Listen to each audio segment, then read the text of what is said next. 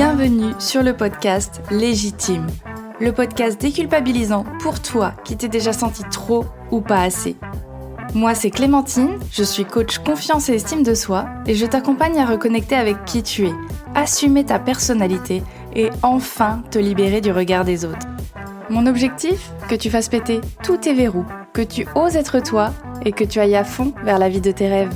Retrouve chaque semaine des conseils, des clés, des retours d'expérience pour booster ta confiance et comprendre enfin que tu as de la valeur et que tu es légitime. Alors, tu es prête ?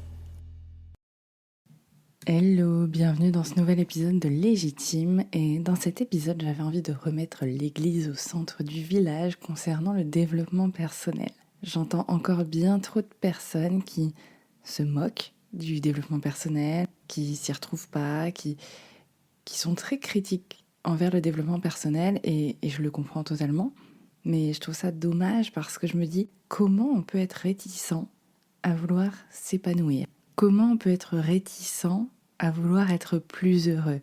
Et en fait, je me rends bien compte que le développement personnel, il est mal compris, il est mal vu pour différentes raisons que je vais évoquer dans l'épisode, mais aujourd'hui, je pense que c'est important, de remettre l'église au centre du village et de dire ok, qu'est-ce que c'est réellement le développement personnel ?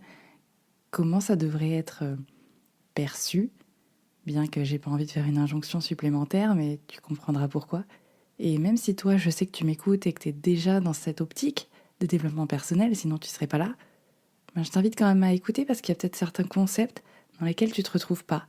Il y a peut-être parfois des moments où tu te dis « Tiens, je suis en train de foirer mon développement personnel, je suis vraiment trop nulle. » Et j'ai envie qu'on se déculpabilise un petit peu là-dessus, donc reste bien avec moi. Et si le podcast te plaît, je t'invite à t'abonner et à laisser une note de 5 étoiles sur ta plateforme préférée. Ça fait toujours plaisir et c'est surtout comme ça que ça le fait avancer.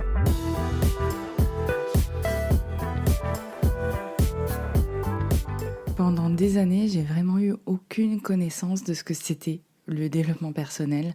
C'était même pas quelque chose d'envisageable. En fait, j'avais jamais réfléchi à moi, pourquoi je ressentais telle ou telle chose, pourquoi je me comportais de telle ou telle manière. Qu'est-ce qui faisait que j'étais peut-être différente de certaines de mes amies ? Franchement, c'était un peu l'innocence de la méconnaissance, tu vois. Je m'étais jamais en fait posé de questions sur moi-même et en soi, ça m'allait. En soi, ça m'allait totalement. Donc, pourquoi essayer de chercher quelque chose dont on n'a pas connaissance ? Ça serait un petit peu bizarre. Et forcément, j'avais encore moins d'idées sur ce que ça aurait pu m'apporter. Donc, je suis restée comme ça dans l'ignorance pendant très longtemps. Puis un jour, j'ai fait la rencontre du développement personnel. C'était en 2015, c'était en master. Et j'avais un cours, alors j'étais dans le tourisme, mais j'avais un cours spécial donné sur le développement personnel. Ça s'appelait littéralement cours de développement personnel. Je t'avoue, j'étais assez curieuse et en même temps, je me disais que ça allait être un truc vachement perché. Parce que comment on peut avoir un cours de développement personnel ? Déjà là, je me posais la question, comment on peut faire un cours sur du développement personnel ? Vraiment, c'était un truc, ça me passait un petit peu au-dessus, mais j'étais quand même curieuse parce que moi, j'ai toujours été quelqu'un d'optimiste, qui cherchait le positif dans la situation. J'ai toujours dit, le positif attire le positif, et je le pense encore. Mais voilà, du coup, ça m'a un petit peu attirée, et c'est vrai que ce cours, il a vraiment tout changé. Et pourtant, ça aurait pu être un truc de perché parce que le premier cours, ça a commencé en musique. Je me rappelle sur Get Lucky de Daft Punk. Et si je m'en souviens, c'est que ça m'a vraiment marqué. Mais finalement, je me suis vraiment prise au jeu. J'ai vraiment apprécié les cours. Ça m'a vraiment permis de voir les choses sous un autre angle. Ça m'a permis de comprendre mon fonctionnement, celui des autres, celui de mon cerveau. Et j'ai appris plein de choses.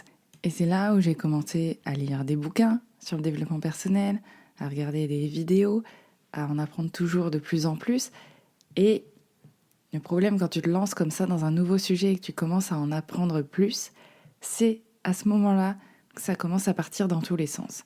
Parce que comme chaque sujet, peu importe le sujet, on entend vite tout et n'importe quoi. Et on entend tout et n'importe quoi parce qu'en fait, on s'ouvre à plus de choses, on découvre différentes opinions, on voit différents courants et forcément, il y a à boire et à manger.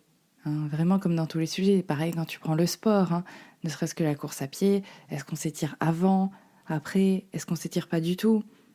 Et tu auras toujours des études qui vont venir prouver un point ou un autre. Donc c'est jamais évident de se retrouver et de savoir finalement c'est quoi la bonne solution.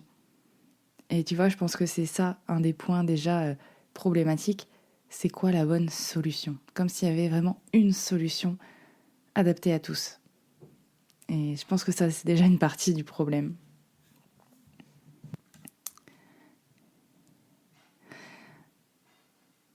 En plus, c'est vrai que le développement personnel, c'est devenu quelque chose de plus en plus connu, de plus en plus exploité. C'est devenu quelque chose à la mode, entre guillemets, et c'est devenu une industrie. J'ai lu il y a pas longtemps dans un commentaire sur une vidéo, justement, quelqu'un qui disait « Oui, mais c'est pas tant le développement personnel, c'est juste que c'est devenu une industrie et que les gens sont là pour se faire du fric sur le dos des personnes qui sont un petit peu perdues, qui savent pas où elles en sont et qui, du coup, désespérées, entre guillemets, vont se lancer dans le développement personnel, acheter des bouquins, des formations, des coachings. Et du coup, c'est le côté malsain du développement personnel. Et en soi, je le comprends tout à fait, cette vision, parce que oui, comme dans tous les domaines, il y a des dérives, il y a des façons d'exploiter le malheur des gens, mais je pense aussi qu'il faut faire la part des choses et de se dire que un coach ou même un psy, parce que le psy, ça reste du développement personnel, c'est pas là pour se faire de l'argent sur ton dos, en tout cas pas tous, parce que oui, il y en a, mais certains coachs, et je pense en faire partie, ont une déontologie, ont une éthique. Et si j'ai fait ce métier, c'est pas pour me faire de la thune. Si j'ai fait ce métier, c'est pour pouvoir aider les gens à se développer justement, à trouver les ressources en eux pour ne plus avoir besoin après de se faire accompagner ou alors de façon beaucoup moins régulière ou juste peut-être pour des évolutions professionnelles parce qu'il n'y a pas de honte de toute façon à se faire accompagner, peu importe le sujet. Mais bref, je pense que si le développement personnel il a mauvaise presse, alors évidemment c'est parce que il y a eu des dérives, il y a des injonctions qui sont déposées régulièrement comme des solutions miracles justement. Mais il y a aussi ce truc de, comme c'est à la mode, je sais pas si tu as déjà remarqué ça, mais quand quelque chose devient à la mode, on a tendance à se dire, si c'est à la mode, j'ai pas envie de le faire. J'ai pas envie de faire le mouton, j'ai pas envie de suivre cette mode-là. Et en même temps, je trouve que c'est une croyance très biaisée par rapport au fait que quelque chose soit à la mode, parce que je me dis, je pense qu'il y a sincèrement des modes qui peuvent être intéressantes à suivre. Tu vois, j'étais sur les réseaux, je parle toujours de course à pied parce que je cours, je pense que tu as fini par le comprendre, mais tu as des gens qui vont dire « tu t'es mis à courir parce que c'est à la mode ». J'ai envie de dire « et alors, quand bien même tu commences à courir parce que c'est à la mode, si tu fais ça parce que tu as envie de prendre soin de toi, tu as envie d'avoir une meilleure santé, alors peut-être de perdre du poids, mais si tu fais ça parce que tu as envie de prendre soin de toi, tu as envie de changer ton quotidien, tu as envie de mettre plus d'activité physique dans ta vie, je vois pas où est le mal de suivre cette mode-là. Si en plus derrière ça t'apporte du plaisir, du bonheur, si finalement tu t'es découvert une passion pour la course à pied, c'est quoi le problème à avoir suivi cette mode-là? Parce qu'en plus ça vient répondre vraiment à un sujet important, je veux dire ça touche à ta santé, ça a plein de bénéfices. Donc évidemment, derrière, il faut faire attention à ce que tu suis, pourquoi tu le suis, il faut faire attention aux dérives, c'est toujours pareil. Tu vas pas faire un marathon si ça fait 2 jours que tu cours, on est bien d'accord avec ça. Mais je pense qu'il faut prendre un peu de recul sur le fait que si c'est à la mode, en gros c'est de la merde, il faut absolument pas la suivre. Je pense que parfois c'est pas grave d'être un mouton. Si c'est pour prendre soin de toi, prendre soin de ta santé, si c'est pour t'apporter du plaisir, du bonheur, là où il faut faire attention, c'est si ça met ta santé en danger, évidemment. Si tu prends des risques inconsidérés, évidemment que là, c'est peut-être pas la mode à suivre. Hein, s'il y a des gens qui sautent d'un pont sans parachute, je pense que c'est peut-être pas la mode à suivre. Mais après, c'est que mon avis, mais faites attention à vous quand même. Mais le développement personnel, pour moi, c'est une mode qui serait intéressante à suivre. Et attention, c'est une de mes croyances. Hein. Mais si t'es là aujourd'hui, je pense que c'est que t'y penses aussi. Là où il y a un vrai problème, c'est que, ok, c'est devenu à la mode, ok, c'est mal vu, mais c'est surtout que derrière tout ça, t'as des injonctions qui ont pointé le bout de leur nez. Et je parlerai même pas finalement d'injonction, je te parlerai même de raccourci.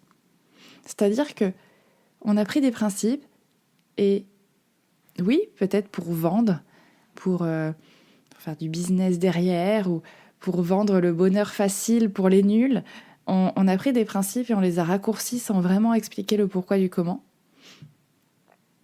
Et je pense que c'est ça qui est gênant. Parce que derrière, voilà, ça te donne des phrases toutes faites, des phrases bateau, des phrases comme quand on veut, on peut. Et derrière, évidemment que c'est frustrant. Et derrière, évidemment que le développement personnel, il apparaît comme quelque chose d'inaccessible ou de réservé à une certaine élite, de réservé aux bobos qui ont de l'argent, qui peuvent faire ça, qui n'ont jamais eu de difficultés dans leur vie. Alors attention, je dis pas que... Alors j'ai rien contre les bobos, entre guillemets. Je dis pas que tous les bobos, si je poursuis mon raisonnement, n'ont pas eu de difficultés, mais tu vois ce que je veux dire. Le développement personnel, à cause de ces injonctions, à cause de ces phrases toutes faites, à cause de ces raccourcis qui sont faits, on voit ça comme quelque chose, d'inaccessible, réservé à l'élite, ou quelque chose, pour les gens qui vont déjà relativement bien. Et en soi, ça peut être vrai à un certain niveau, mais je pense vraiment que le développement personnel, c'est accessible à tout le monde, et je vais t'expliquer pourquoi. Mais clairement, ici, dans ce podcast ou dans mon métier, jamais je vais me placer en position de « j'ai la sagesse incarnée, j'ai la solution ». Ici, je te donne ma perception de ce que c'est le développement personnel, dans ma vision, dans ce que ça peut t'apporter. Mais il n'y a pas un seul chemin à suivre. S'il y a un truc à retenir, c'est vraiment qu'il n'y a pas un seul chemin à suivre. Il n'y a pas une seule solution. Et c'est peut-être pour ça que c'est frustrant aussi parfois. Et c'est pour ça qu'on va chercher les solutions toutes faites, les solutions miracles. Parce que on est dans une société où oui, on veut du résultat très très rapide. On veut que du jour au lendemain, on claque des doigts, on a perdu 15 kilos. On claque des doigts, on a confiance en nous. On claque des doigts, ça y est, je peux m'affirmer sans peur, sans contrainte, il n'y a plus aucun souci, je sais ce que je vaux, etc. Mais malheureusement, ça n'arrive pas, ça c'est pas possible. Donc oui, c'est frustrant quand on se dit que comment ça, il va falloir que je réfléchisse à moi, comment ça, je teste, la méditation et ça marche pas sur moi, alors que j'avais fait cet effort-là. Ouais, c'est très frustrant. Mais en même temps, je pense que c'est se foutre la paix et se lâcher la grappe, de se dire que, il n'y a pas qu'un seul chemin à suivre. Donc en fait, si cette manière de fonctionner, ça ne marche pas avec moi, peut-être qu'il y aura autre chose pour améliorer ma situation. Donc, je pense qu'il est temps, je suis désolée, cet épisode il part dans tous les sens, mais ça me tient à cœur parce que ça me rend folle en fait que le développement personnel, ça soit vu comme un truc de gourou, un truc de limite sectaire, alors qu'en fait, dans ma vision à moi, le développement personnel, c'est personnel. C'est personnel et c'est comme littéralement la mise à jour de ton téléphone. C'est-à-dire que quand tu achètes un nouveau téléphone, il arrive avec son système de base et quelques applications que tu peux pas toujours supprimer en plus, parce qu'elles permettent au téléphone de fonctionner. Toi, c'est la même chose.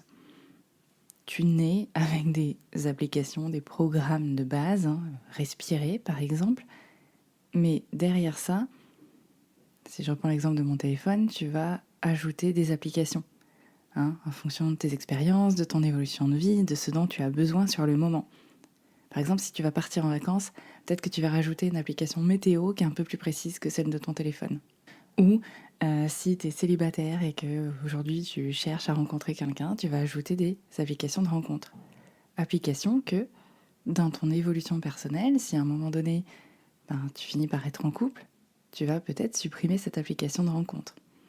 Donc, c'est vraiment une évolution au fur et à mesure de tes expériences, de tes ressources, de tes événements de vie, de ta progression, en fait, tout simplement.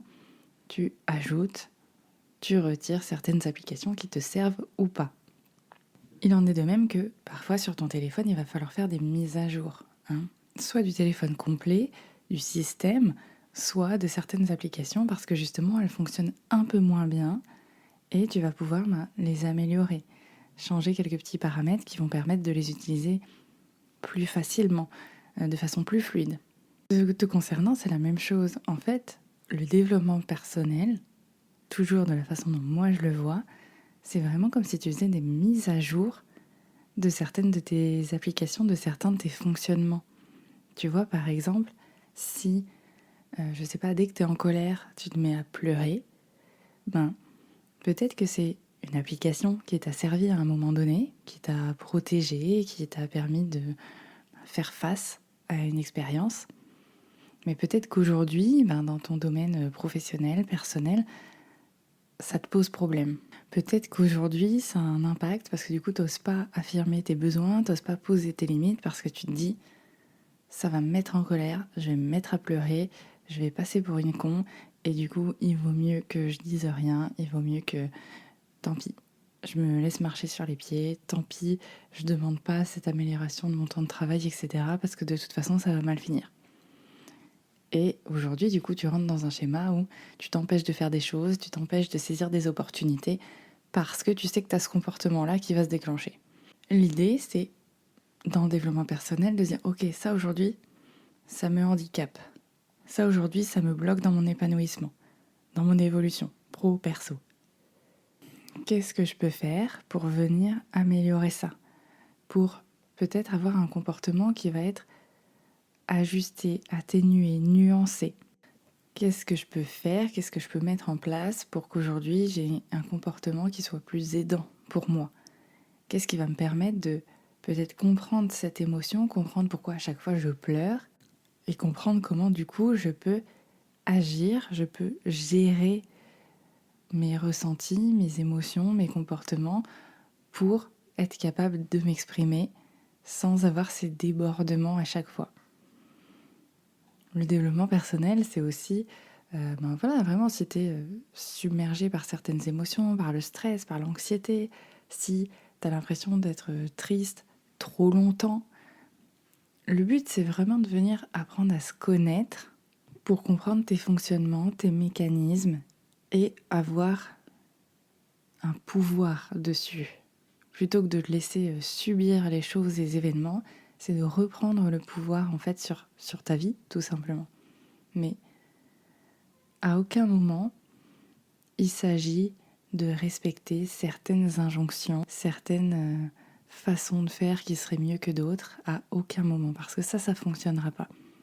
Tu vois, bien souvent, je vais prendre les injonctions qu'on entend bien souvent, t'as cette espèce de positivité toxique, de allez, faut toujours voir le positif, faut toujours chercher le cadeau dans les événements qui nous arrivent. Il y a forcément quelque chose à apprendre de la situation. Alors, oui, il y aura peut-être des choses à apprendre d'une situation. Il y a peut-être des choses positives qui peuvent en ressortir.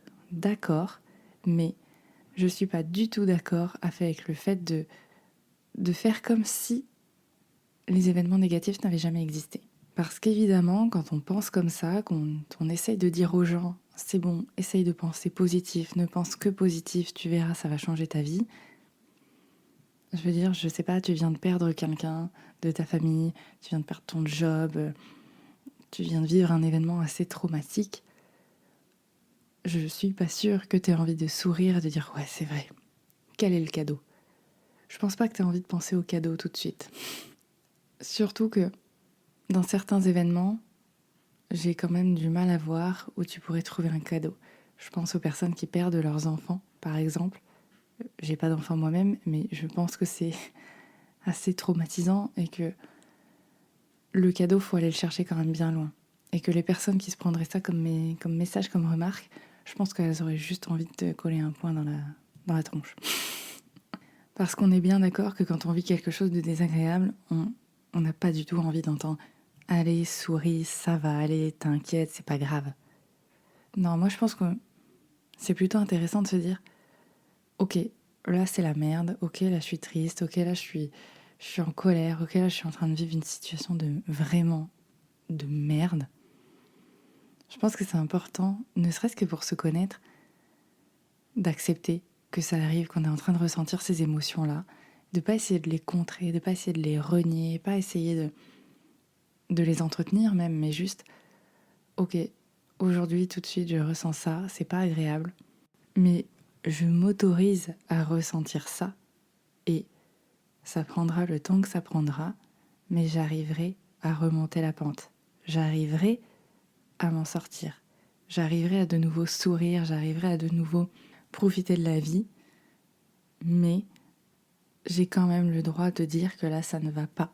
Je trouve que c'est une très belle preuve d'estime de soi et d'amour de soi, d'accepter tous les états dans lesquels on peut être, dans lesquels on peut se sentir. Là où c'est un raccourci, justement dans ces injonctions, c'est que, évidemment que derrière, ça va être intéressant d'essayer de tourner son regard vers les petites choses positives de la vie pour petit à petit remonter la pente. Mais c'est pas de tout de suite penser directement dès que l'événement est arrivé, quel est le cadeau. Parce qu'il n'y a rien de pire, il n'y a rien de plus frustrant et t'as l'impression que t'es complètement nul si t'arrives pas à penser positif dès les 5 premières minutes. Je pense que l'idée à retenir peut-être c'est plutôt d'être proactif à un moment donné, quand tu le sens, quand tu te sens prête, d'être proactive et de te dire ok là maintenant je peux plus contrôler ce qui s'est passé, le passé c'est le passé, qu'est-ce que je peux faire, qu'est-ce que je peux contrôler, qu'est-ce que je peux mettre en place pour aller mieux. Et là ça sera à toi de voir. Ça sera à toi de voir, ça sera à toi de trouver ce qui te convient le mieux. Parce que, tu vois, on entend souvent, c'est un peu deuxième injonction, fais de la méditation, ça va te faire du bien. Clairement, je sais que la méditation, chez certaines personnes, ça crée plus d'anxiété qu'autre chose. Donc c'est encore pire. Le but, c'est pas de se créer des crises d'angoisse. Donc, je pense que ce qui va être intéressant à chercher pour que tu ailles mieux, c'est de voir justement ce qui te fait du bien au quotidien, les petites choses du quotidien. Est-ce que c'est écouter de la musique? Est-ce que c'est aller te balader en forêt, en nature, aller voir les vagues de l'océan? Est-ce que c'est peut-être faire du sport, être actif? Parce que finalement, dans le sport, tu peux aussi retrouver cet état un petit peu méditatif dans lequel tu penses pas trop, ou en tout cas, dans lequel tu laisses tes pensées te traverser, mais t'as pas le temps de leur donner de l'importance plus qu'il n'en faut. Donc peut-être que c'est dans le sport, peut-être que c'est dans les activités créatives, dans le dessin, dans la poterie, dans la danse, peu importe, mais c'est intéressant d'aller voir qu'est-ce qui me fait du bien, qu'est-ce qui me permet de gérer mes émotions, de les exprimer autrement. Dans plusieurs épisodes, je t'ai parlé de la danse pour moi, parce que la danse pour moi, c'est vraiment un élément qui me permet d'exprimer mes émotions, de les relâcher, de les contrôler, entre guillemets, dans le sens où ça me permet de ne pas me laisser submerger à travers la danse. Et du coup, ça me fait du bien et ça me permet derrière d'avoir plus d'impact pour réfléchir qu'est-ce que je ressens, pourquoi je le ressens, etc. Le développement personnel, ça peut être aussi de te dire peut-être que là j'ai besoin d'être seule, peut-être que j'ai besoin de passer un moment avec moi-même, ou au contraire, j'ai besoin d'aller voir mes potes, j'ai besoin de passer du temps avec mon conjoint, avec ma conjointe, j'ai besoin de passer du temps avec mes animaux, peu importe, mais c'est toutes ces petites choses-là qui font partie du développement personnel. Tu vois, récemment, moi j'ai commencé à m'occuper de mon potager, j'ai jamais fait de potager de ma vie. Je me suis dit que j'allais commencer parce que pourquoi pas. Et c'est toujours agréable, je pense, d'avoir ses propres légumes. Et du coup, j'ai commencé à gratter la terre, planter mes petites graines, préparer mes semis, etc. Et en vrai, ça m'a fait trop du bien. J'ai fait ça dehors, dans le silence, j'ai pas mis de musique, j'ai pas mis de podcast, j'étais vraiment seule avec moi-même. Et c'était trop agréable, ça m'a fait un bien fou. Et ça, tu vois, c'est juste parce que j'ai eu cette idée-là, je me suis dit ça va être sympa, et en fait j'ai trouvé quelque chose qui m'apporte cette sérénité, quelque chose qui m'apporte de l'apaisement, quelque chose qui est venu me calmer et en plus m'apporter de la joie.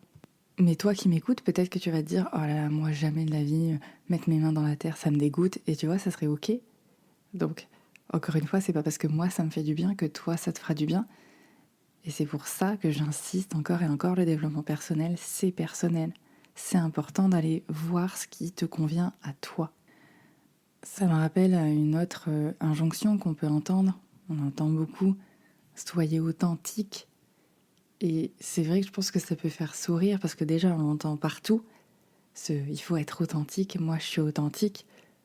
J'ai envie de dire Si tu l'es, t'as peut-être pas besoin de le préciser. Je trouve ça toujours bizarre quand on précise, je sais pas, je suis une personne authentique.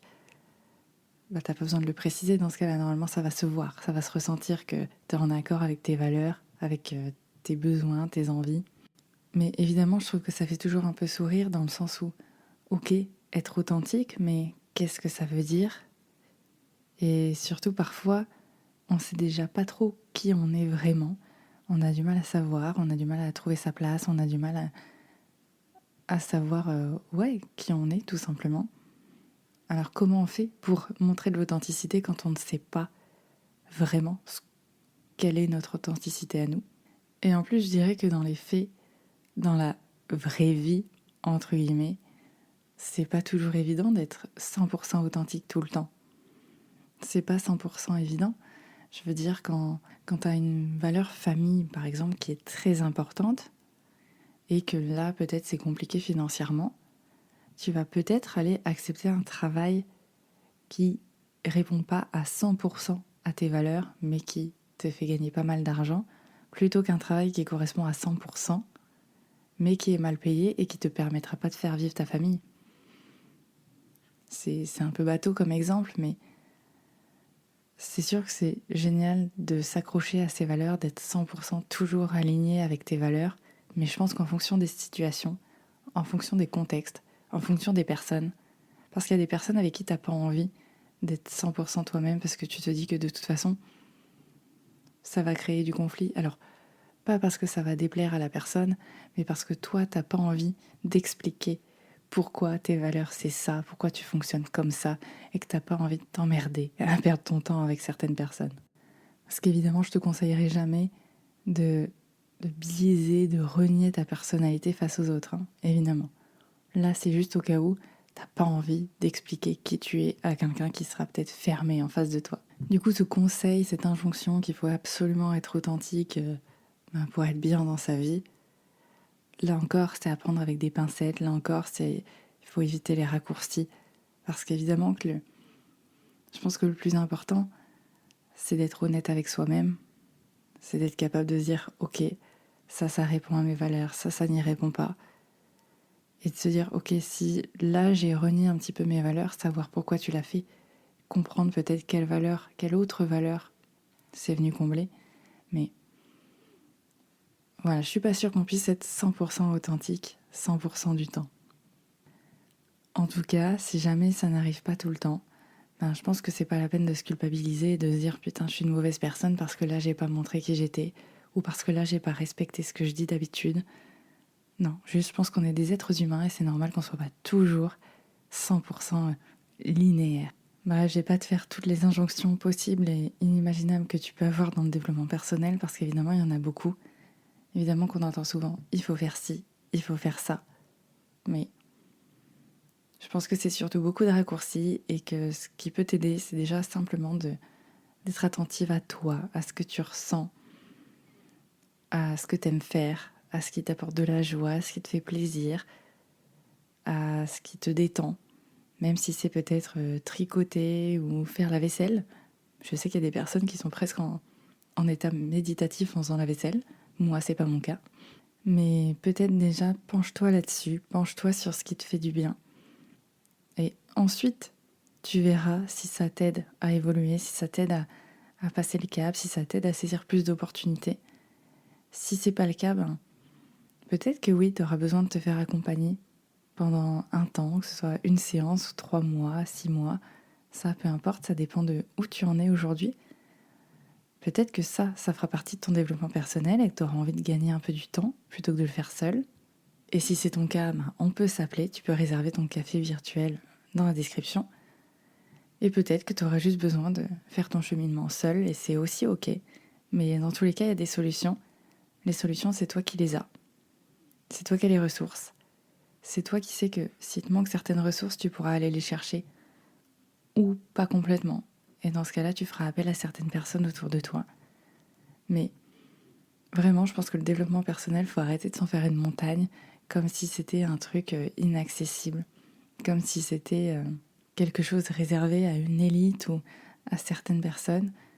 Le développement personnel, en fait, c'est juste avoir envie d'évoluer, avoir envie de se connaître, avoir envie d'améliorer sa vie, avoir envie de passer des bons moments sur cette terre, le temps qu'on peut avoir. Et c'est tout en fait. Et peut-être que ton développement personnel à toi aussi, ça sera de pas réfléchir à tout ça. Je sais qu'il y a des personnes qui sont pas du tout ouvertes à ça, alors soit parce qu'elles vivent très bien sans aller creuser, sans aller chercher, parce que c'est pas nécessaire, parce que elles s'arrêtent sur d'autres choses qui les passionnent, qui les fascinent. Il y a aussi d'autres personnes qui sont pas encore ouvertes à ça parce que peut-être ça fait peur. Peut-être que ça fait peur d'aller chercher un petit peu qui je suis, qu'est-ce qui me motive dans la vie, qu'est-ce qui fait sens pour moi. Et c'est ok aussi. De toute façon, ces personnes-là, en fonction de leur cheminement, je sais qu'elles arriveront un jour ou l'autre à réfléchir à elles-mêmes, à plus ou moins haut niveau, mais il n'y a pas de compétition là-dessus. Il n'y a pas d'obligation, vraiment. Le tout, je pense que c'est de diriger son intention vers son bien-être, vers son épanouissement, et peu importe par quoi ça passe, mais juste voilà, focus sur le fait que j'ai envie de passer une vie qui me fait kiffer quand même, plutôt que de la subir et de passer à côté. Après, ça aussi, c'est finalement une réflexion très personnelle. Peut-être que tu la partages pas, peut-être qu'on n'a pas les mêmes valeurs et c'est carrément ok, c'est pas grave. Mais voilà, si aujourd'hui tu sens que tu as envie d'avancer un peu plus, ça va passer par apprendre à se connaître un peu plus aussi. Je vais arrêter l'épisode ici, j'espère qu'il t'aura plu. J'espère qu'il t'aura peut-être ouvert les yeux sur ce qu'est le développement personnel et que finalement, la seule injonction qu'il y a à avoir, c'est fais ce que tu as envie de faire, fais ce qui te fait du bien. Si l'épisode t'a plu, je t'invite à me le partager, à me le dire sur les réseaux ou alors en laissant un avis, ça me fera très très plaisir. Et dans tous les cas, je te dis à la semaine prochaine sur Légitime.